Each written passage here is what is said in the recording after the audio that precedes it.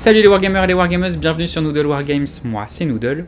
Aujourd'hui on se retrouve pour une nouvelle vidéo, une vidéo tuto où je vais vous présenter un petit peu comment est-ce que je peins les fameux Langskip de la marque Revell que je vous ai présenté il y a quelques temps. Ce sont de superbes maquettes parfaitement adaptées pour le 28 mm, moi je vais m'en servir pour les règles de pillage, notamment pour tout ce qui est abordage de bateau, puisque ça fera partie de la prochaine version des règles en fait. Donc j'avais besoin de bateaux, donc c'était l'occasion de vous présenter aussi de ce petit tuto. Et puis bah, j'en ai profité pour, on va dire, améliorer un peu le montage vidéo. Je sais pas ce que ça donne, j'espère que ça vous a plu, la petite introduction.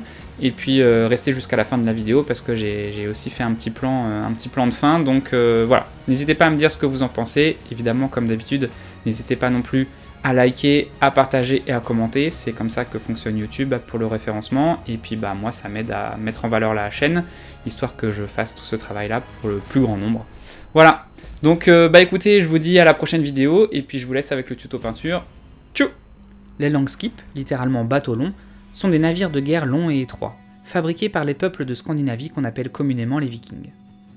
D'une longueur de 35 mètres pour les plus grands d'entre eux, ces navires possédaient de nombreux avantages. Si le terme drakkar est souvent utilisé en France pour parler de ces navires, c'est parce que leur proue représente parfois un dragon, appelé drakkar en vieux nordique. Ces bateaux particuliers servaient pour la conquête comme pour le commerce. On peut compter différents bateaux parmi les Langskip comme le Knarr, particulièrement adapté à la navigation en haute mer, ou le Karv, petit navire à large coque. On parle donc de bateaux différents, nommés sous la même appellation de Langskip, mais partageant quelques points communs comme un mât unique équipé d'une voile carrée, ainsi qu'un aviron gouvernail situé à tribord. Ces bateaux sont quasiment symétriques entre l'avant et l'arrière, la quille tient en un seul tenant, ce qui nécessite de très grands arbres pour la construction. Le fond plat et le faible tirant d'eau permettent à ces navires de naviguer par petits fonds et de venir s'échouer directement sur les plages, ce qu'il faut bien l'avouer est pratique en cas d'attaque. Les matériaux qui constituent les Langskip sont le bois de chêne et le fer, pour les rivets et l'ancre notamment. D'autres essences de bois étaient utilisées à certains endroits spécifiques, comme le frêne, pour fabriquer les bordées. Du goudron de pin était également utilisé pour enduire la coque et fabriquer des enduits colorés pour habiller la coque ou la voile. On considère que les Langskip, tels qu'ils sont décrits ici, sont apparus vers l'an 650, date à laquelle une voile est ajoutée à la coque de pirogue déjà existante. Les connaissances que nous avons de ces navires proviennent surtout des illustrations épigraphiques, de la tapisserie de Bayeux, des sagas et de l'archéologie. Le fait que de grands chefs soient enterrés avec leurs bateaux permet de retrouver des traces de ces derniers. En France, un seul exemplaire de bateau viking servant de sépulture a été retrouvé en 1903 sur l'île de Groix, en Bretagne. Alors nous revoilà pour la peinture à proprement parler. Donc voici le bateau viking de chez Revell. Donc vous voyez qu'il y a déjà une couche de base que j'ai posée. C'est en fait de la peinture murale que j'ai achetée à Leroy Merlin, de la marque Luxins. Alors c'est la couleur Mocha 1 et c'est une couleur que j'utilise en fait dans plein de décors, ça m'évite d'utiliser de la peinture trop chère et bah, pour ce type de décor c'est franchement parfait. Donc j'en ai fait deux couches bien diluées et on voit que bah, le résultat est franchement très bien. Alors du coup pour commencer la peinture j'utilise une base de Montfranc Brown en brossage à sec. Donc je charge pas mal mon pinceau, je l'essuie pas trop en fait, je fais en sorte qu'il reste assez humide pour que ma couche soit assez généreuse. Je fais attention quand même de laisser apparaître la couche de base dans les creux évidemment. Donc comme ça je vais brosser l'entièreté du navire en fait, la coque, le pont et la mâture, et voilà ce que ça donne quand c'est sec. Ensuite, je vais passer une deuxième couche de brossage à sec de Gortor Brown de chez Citadel aussi. Cette fois-ci en séchant un peu plus mon pinceau et en essayant de déposer un petit peu moins de peinture en fait, de façon à laisser la couche précédente visible dans les creux.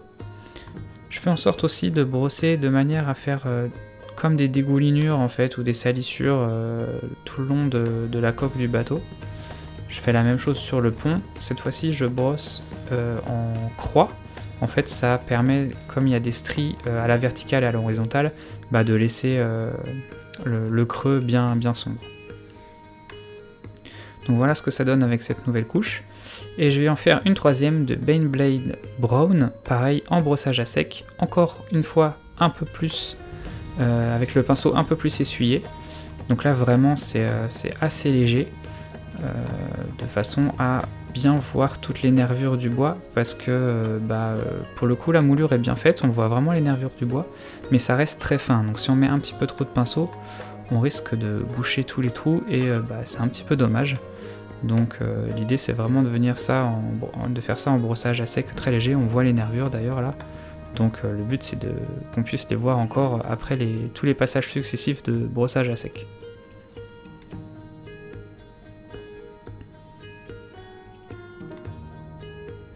Je fais la même chose sur le pont, et puis voilà ce que ça donne. Au résultat à la fin, on a notre navire qui est quand même déjà assez joli au niveau du bois. On voit que toutes les nervures ressortent, et ça c'est bien. Et on va finir en fait par un brossage à sec de beige presque blanc, et ça permet comme ça de finir l'aspect bois du navire. J'en profite pour en mettre aussi sur tout ce qui va être lié à la voile, au niveau du bois, donc je sais pas comment ça s'appelle, mais les soutiens de la voile en gros. Et voilà ce que ça donne. On a un aspect assez vieilli, parce qu'il faut savoir que les navires sont tout le temps sur l'eau, hein, et que l'eau ça ternit beaucoup le bois, d'autant plus que les navires vikings sont faits en chêne, donc c'est un bois assez sombre. Et maintenant on va s'occuper de la proue et de la poupe.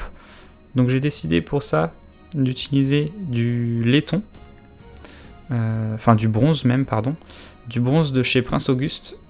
C'est une couleur qui est pas mal pour représenter justement le bronze, hein, tout simplement. L'idée c'est de venir poser une couche de base uniforme et propre sur la proue et sur la poupe, enfin sur les figures de proue et la figure de poupe, de façon à venir ensuite le vieillir avec de l'oxyde. On verra ça après. Donc une fois que ma couche de base est faite, je passe un coup d'encre Agrax Earthshade de chez Citadel pour vieillir en fait le bronze, et puis aller dans les creux, faire ressortir tous les motifs.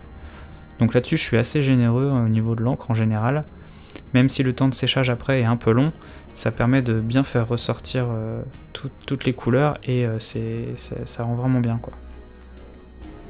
L'encre c'est vraiment le truc magique chez les peintures d'aujourd'hui. J'avais pas ça, ou alors peut-être que j'en avais à l'époque quand j'étais adolescent, mais j'avais jamais utilisé, et c'est vrai que c'est un truc, c'est trop bien quoi.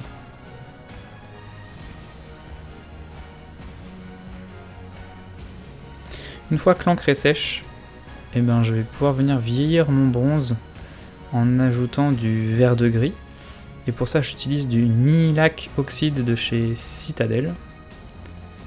Alors en fait c'est une espèce de peinture liquide entre le shade et la peinture normale en fait. C'est un turquoise finalement qui va venir se mettre dans les creux, et qui en séchant va se donner cet aspect vert de gris qu'on retrouve sur les statues en bronze.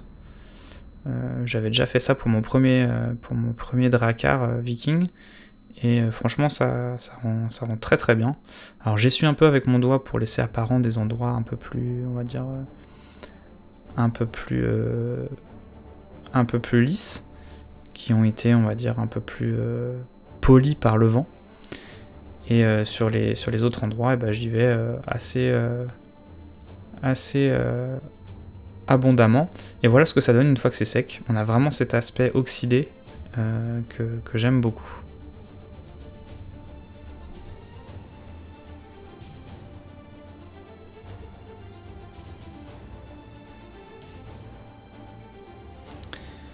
Ensuite, on va venir faire des petites finitions au niveau de la coque. Ici, on a tous les trous qui servent en fait à faire passer les rames.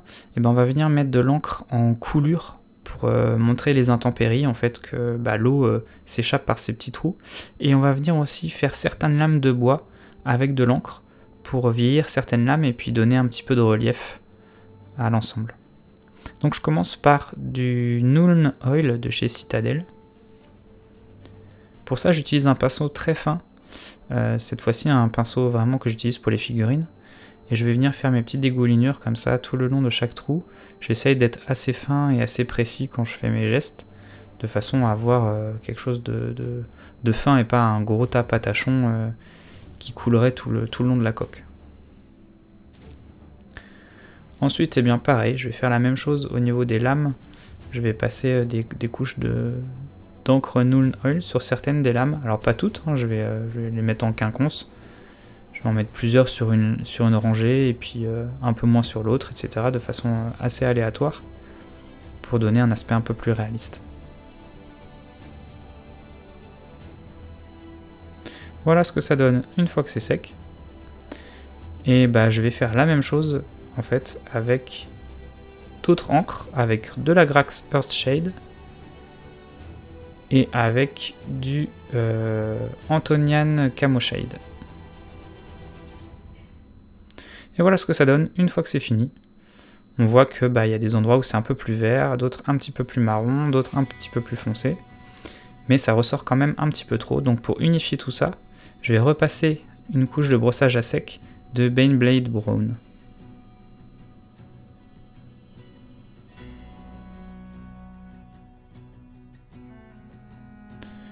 Je fais attention à ce que mon brossage soit pas trop généreux. Vraiment là, c'est une petite couche de finition en fait pour lier l'ensemble. Donc vraiment, je charge pas du tout mon pinceau. Hein. J'y vais de façon très légère. Voilà ce que ça donne pour la coque du navire. On va par contre maintenant venir vieillir en fait l'intérieur, puisque c'est toujours humide et il y a de la mousse qui se crée. Donc pour ça, je vais venir utiliser du Death World Forest très dilué, que je vais venir en fait mettre dans tous les creux à l'intérieur de la coque du bateau. Donc là au niveau de la mâture en fait, et puis au niveau de toutes les jointures quoi. Donc pour ça je dilue à mort ma peinture, c'est vraiment très dilué, et je vais essayer de l'étaler dans tous les angles, là où l'eau est censée stagner et faire de la mousse.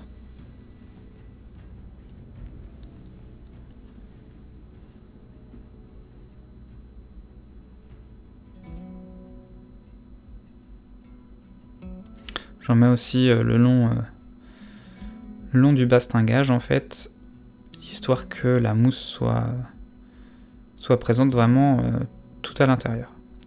Et maintenant on va s'occuper de la voilure. Alors là j'ai fait en fait une voile en papier, c'est une feuille de papier sur laquelle j'ai mis de la colle, et je vais la sous-coucher en German Camo Orange de chez Valero. Alors j'y vais de manière un peu brute, hein, je suis pas très précis dans mes gestes là. L'idée c'est vraiment d'avoir une couche de base qui va me servir ensuite pour éclaircir progressivement tout ce qui est la voile et essayer de retransmettre un aspect tissu. Donc voilà, ma couche de base est faite.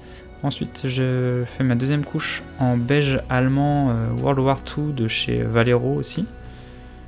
Donc c'est pas vraiment un brossage à sec, c'est une couche en fait de base où je vais laisser apparaître de temps en temps dans les creux ma couche de base, et voilà ce que ça donne une fois que c'est sec. Je vais rehausser tout ça avec du Flyad One Flesh, pareil, pas en brossage à sec, en une espèce de couche directement sortie du pot.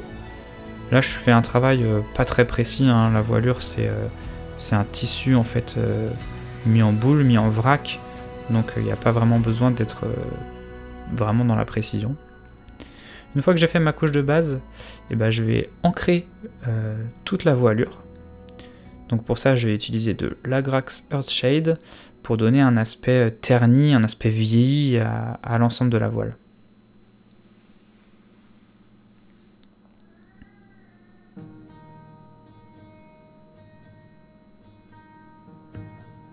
Alors là, c'est pareil, j'y vais avec un pinceau pas du tout adapté, hein. J'utilise un pinceau à décor en fait, des pinceaux qui sont souvent malmenés, mais pour ça, pour ce genre de travail, c'est vraiment pas grave. Une fois que c'est sec, on obtient un résultat un petit peu crado, donc on va venir essayer de rajouter un peu de lumière, et puis on va essayer de faire un brossage à sec comme ça qui va donner un peu plus de réalisme à la voilure. Alors j'utilise un brossage à sec de Flyad One Flesh. J'essaie de faire en sorte de quadriller pour donner un espèce d'aspect tissé à la voilure. Ça permet d'obtenir justement cet aspect tissu en fait. Et puis moi je trouve que ça rend plutôt bien. donc c'est ma méthode. Voilà ce qu'on obtient une fois que c'est fini. Je trouve que le résultat est plutôt satisfaisant pour simuler une voile. Donc maintenant, on va utiliser du blanc qui va permettre de faire la corde, de faire ressortir la corde. En réalité, elle était probablement pas blanche, hein, parce qu'avec les intempéries, etc., c'est pareil. Mais là, c'est vraiment l'idée de faire ressortir la corde par rapport à la voilure, que ça soit pas quelque chose d'uniforme et que ça tranche un peu plus.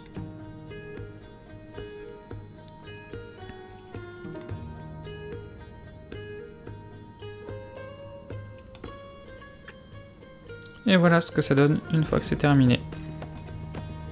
Donc c'est pas du travail vraiment de finition, mais dans l'ensemble ça rend très très bien. Le but c'est d'avoir un navire plutôt joli direct. Donc là on va s'occuper de toutes les parties métal. Alors il y a les petits anneaux ici, et puis on va voir aussi qu'en haut du mât il y a 2 gros anneaux qui permettent de tenir les cordes de la voilure. Donc tout ça c'est fait en métal. Alors c'est des toutes petites pièces, donc il n'y a vraiment pas beaucoup de métal sur le navire. Mais ça permet de faire ressortir ces détails et d'ancrer le navire dans un peu de réalisme. Donc là c'est pareil, j'utilise un vieux pinceau à décor, je m'en fiche un peu, c'est pas du travail de précision une fois de plus. Et je fais pareil pour le haut du mât. Une fois que ma peinture sera sèche, je rajouterai de l'encre Nuln Oil pour ternir un petit peu le métal. Maintenant on va s'occuper de l'eau en fait, puisque mon navire est posé sur de la pâte autodurcissante qui simule des vagues pour qu'il soit bien stable une fois sur la table de jeu. Donc pour ça je vais mélanger plusieurs couleurs, du bleu turquoise de la marque Liquitex, là bon ça peut être n'importe quoi d'autre, hein, c'est un gros pot comme ça de peinture, que je vais mélanger à du noir, pareil que j'achète en gros pot parce que c'est moins cher et puis c'est parfait pour les décors. Et puis avec mon pot du début, mon pot de mat, la Luxins Mocha, que je vais venir mélanger à tout ça pour donner une teinte d'eau de rivière en fait. Hein.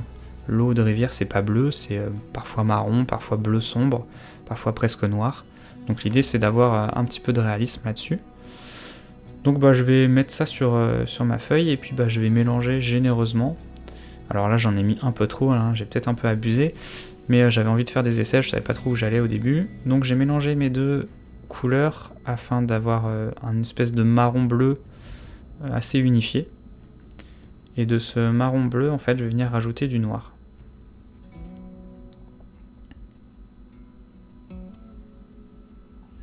C'est en fonction de ma quantité de noir que je vais avoir mes nuances au niveau de ma couleur d'eau.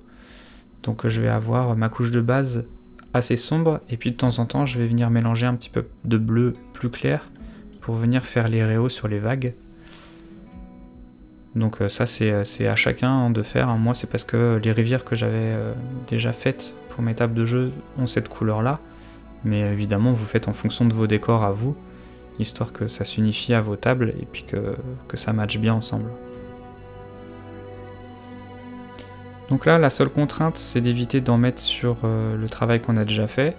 Donc faut être assez précis, même si on voit que j'utilise un pinceau à décor, là c'est pareil. J'essaye quand même de faire attention, histoire de ne pas venir retravailler la coque 1000 fois, et puis d'avoir en un seul coup ma couche d'eau terminée, et puis prête à l'emploi. Donc là je rajoute mes réaux de lumière en fait, c'est justement la couleur bleue que j'ai mélangée à mon mélange initial, qui permet de faire les réaux de couleur. Et voilà ce que ça donne une fois que c'est terminé. C'est assez subtil, mais suffisamment pour simuler, je trouve de l'eau, même si on va venir embellir tout ça, histoire de donner encore un peu plus de réalisme. Donc on voit que j'ai bien fait attention de ne pas trop dépasser sur la quille.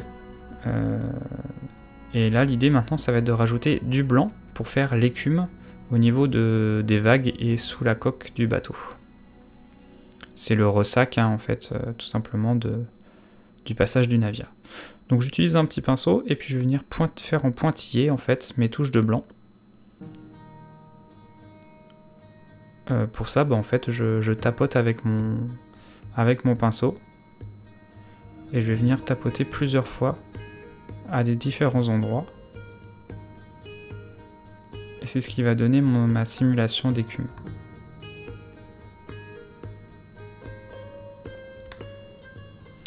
voilà ce que ça fait une fois que c'est terminé. Alors on pourrait laisser comme ça, hein. C'est déjà très bien. L'idée, moi, c'est que j'avais vraiment envie d'avoir une simulation d'écume assez intense. Donc pour ça, je vais utiliser de la ouate que je vais coller avec de la colle blanche en fait sur l'eau tout le long du navire. Avant ça, je vais utiliser du médium en fait pour glacis Liquitex. Alors c'est comme un vernis en fait, hein, ça va venir faire un aspect très brillant. Et c'est ce qui va permettre de simuler la brillance de l'eau, le reflet de l'eau. C'est un peu long à sécher, mais ça marche très bien. J'utilise aussi ça pour mes rivières, donc c'est franchement bien. Et une fois qu'on a collé la ouate, et ben voilà ce que ça donne. On a cet aspect écume en fait que je trouve plutôt réaliste, plutôt bien faite. Et on voit que j'ai ajouté également les boucliers avec les décalcos qui étaient fournis dans la boîte. Du bateau. J'ai rajouté de l'encre par-dessus pour un aspect un peu plus vieilli, un peu plus réaliste aussi. Et là, c'est l'écume à l'avant du bateau, donc là, je l'ai refait monter un peu plus haut pour voir le bateau qui brise les vagues à son passage. Donc ça y est, on a fini notre navire viking. Il est prêt à entrer sur la table de jeu, prêt à être utilisé pour décorer la table ou même pour jouer, pour faire débarquer les guerriers du Nord. Et puis on va voir maintenant ce que ça donne à la caméra. Et puis moi je vous dis à plus.